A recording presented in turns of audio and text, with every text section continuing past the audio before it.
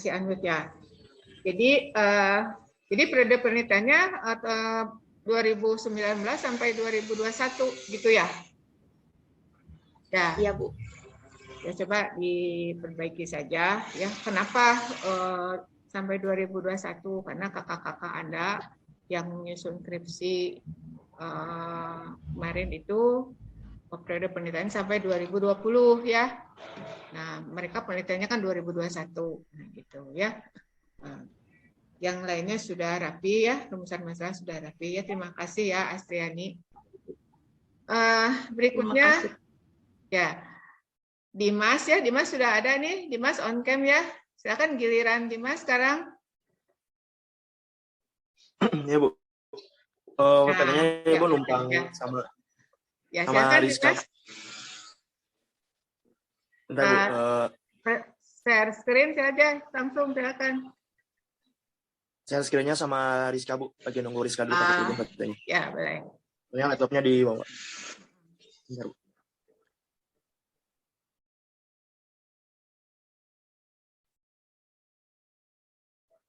Maksimal 15 menit ya. Dimas, bab 1 saja atau dengan bab 2?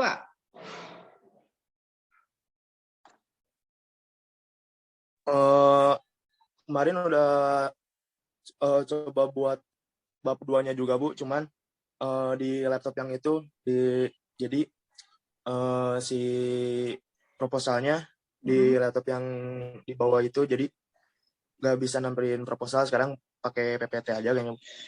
Ya, silakan dimulai aja ya. Ya Bu. Assalamualaikum warahmatullahi wabarakatuh. Waalaikumsalam. Langsung aja ke judulnya, yaitu pengaruh modal kerja dan tenaga kerja terhadap pendapatan UMKM di Desa Cincin. Jadi rencananya nanti bakal apa ya di Desa Cincin kayak penelitian kayak gitunya. Terus UMKM atau usaha mikro kecil menengah yang terus berkembang merupakan kekuatan ekonomi yang dimiliki oleh suatu negara. Selain sebagai kekuatan ekonomi, usaha mikro kecil menengah atau UMKM juga merupakan basis sebagai kekuatan struktur ekonomi. Hal ini dikarenakan UMKM menjual produk yang relatif lebih murah, serta item-item produk yang diproduksi oleh usaha besar dilakukan atau dikerjakan oleh pelaku UMKM itu sendiri. Dari berbagai sektor, dalam perekonomian dalam negeri saat ini, UMKM memiliki kedudukan sebagai pemeran utama dalam aktivitas ekonomi. UMKM merupakan usaha produktif milik orang perorangan atau badan usaha perorangan yang memenuhi kriteria usaha mikro. UMKM diharapkan dapat menjadi pelaku utama yang produktif dan berdaya saing dalam perekonomian nasional. Next.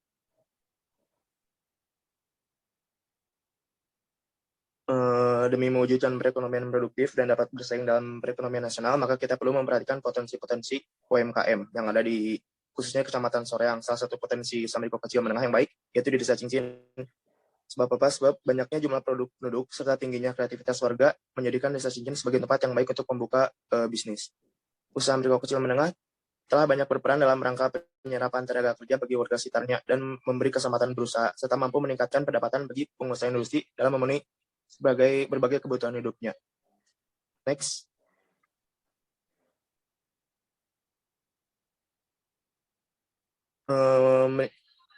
Meningkatnya pendapatan merupakan salah satu faktor yang sangat penting dalam memenuhi kebutuhan modal kerja. Maka dari itu, perusahaan memerlukan sumber pembiayaan atau dana dengan adanya peningkatan pendapatan tersebut.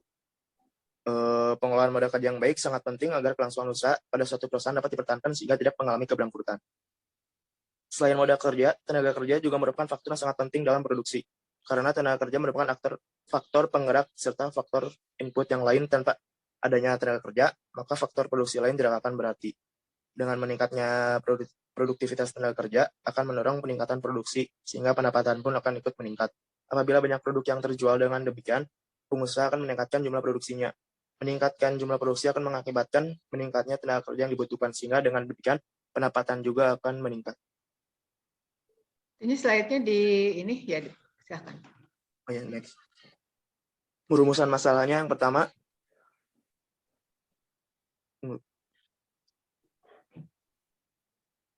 Rumusan masalah yang pertama, apakah modal kerja berpengaruh positif dan signifikan terhadap pendapatan UMKM di Desa Cincin?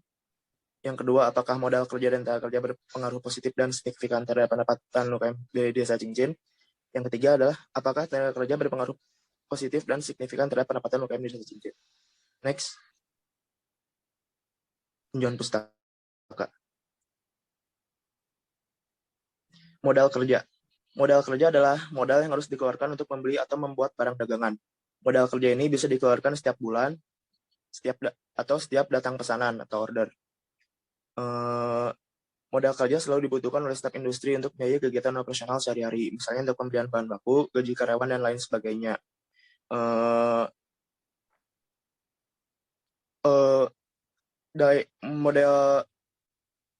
Modal kerja sendiri ada 3 konsepnya. Yang pertama ada konsep kuantitatif. Konsep ini menitik beratkan pada kuantitas dana yang tertanam dan unsur-unsur aktiva lancar. Selanjutnya ada konsep kualitatif. Modal kerja ini erat kaitannya dengan besarnya jumlah hutang lancar atau hutang yang harus segera dibayar. Lalu ada konsep fungsional. Konsep ini menitik beratkan pada fungsi dana dalam menghasilkan pendapatan. Lalu ada beberapa jenis modal kerja. Modal kerja digolongkan dalam beberapa jenis, yaitu ada modal kerja permanen, modal kerja variabel, modal kerja permanen, dan modal kerja variabel. Faktor yang mempengaruhi modal kerja sendiri ada beberapa faktor. Yang pertama ada volume penjualan, yang kedua adalah faktor musim dan siklus, yang ketiga adalah perubahan dalam teknologi, dan yang keempat adalah kebijakan perusahaan. Fungsi modal kerja. Beberapa fungsi modal kerja antara lain sebagai berikut. Yang pertama, modal kerja menampung kemungkinan akibat buruk yang ditimbulkan karena penurunan nilai aktiva lancar, seperti penurunan nilai piutang yang diragukan dan yang tidak dapat ditagih atau penurunan nilai persediaan. Modal kerja yang cukup memungkinkan untuk membayar semua hutang lancar tepat pada waktunya. Modal kerja yang cukup memungkinkan perusahaan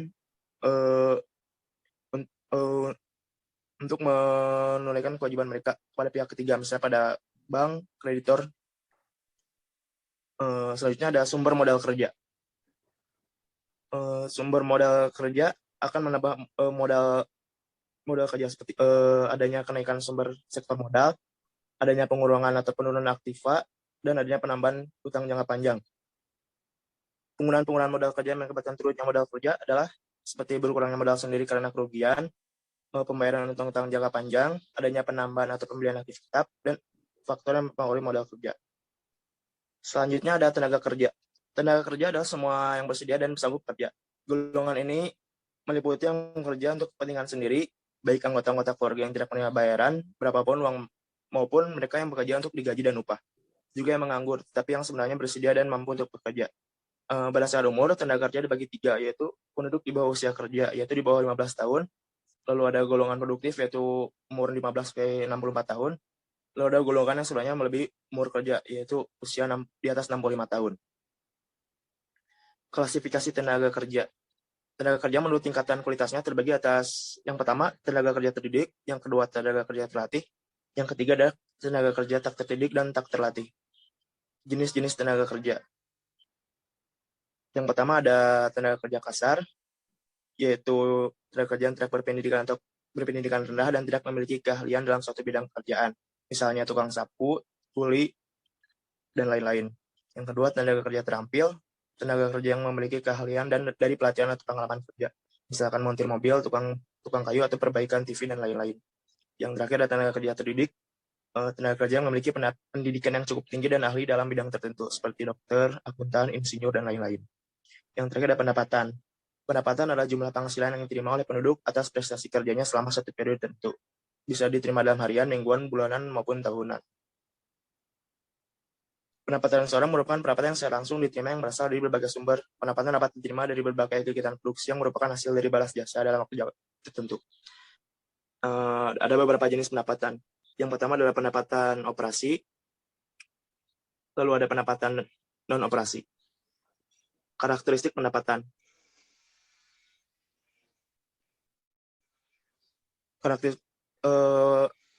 Menurut Skilson dan kawan-kawan, perusahaan menerapkan 2 kriteria pendapatan umum melalui daftar penghasilan atas 4 faktor. Dari teori Budiman 2021 halaman 44, rasio leverage merupakan rasio yang digunakan untuk mengetahui seberapa besar sumber-sumber dana yang digunakan oleh suatu perusahaan untuk mendanai kegiatan operasional perusahaan.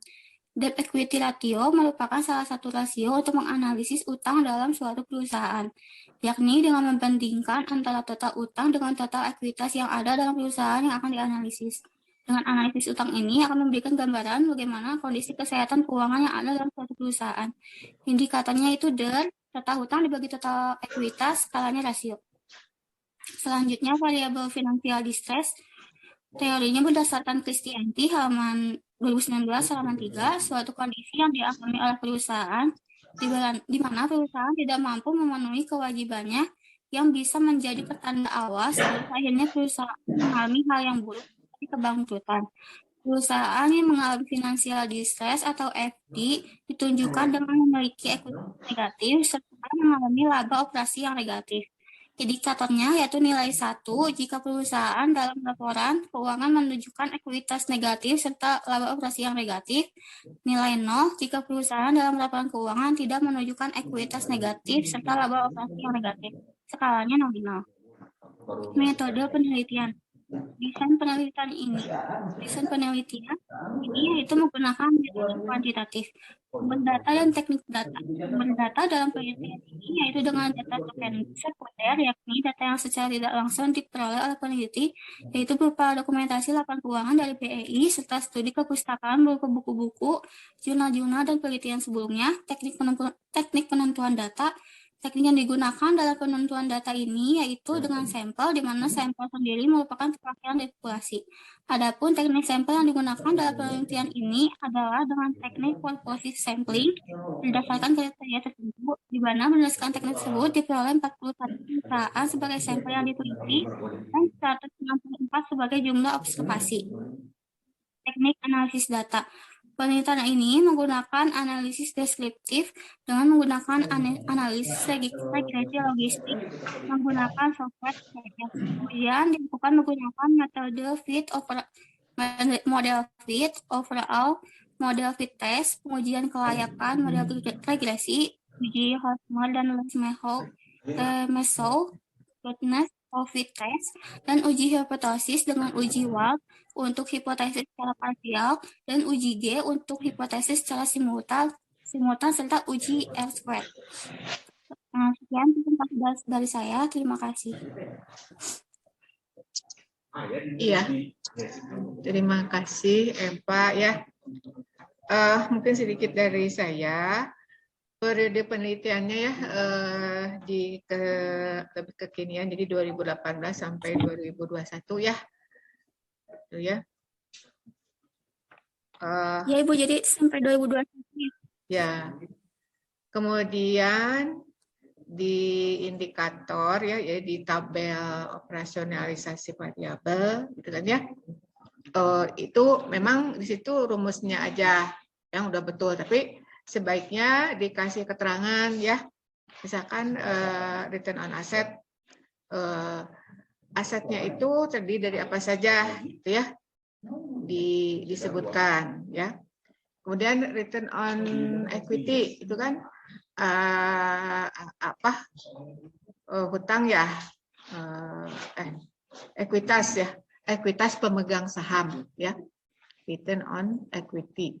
Jadi tingkat pengembalian atas modal ya.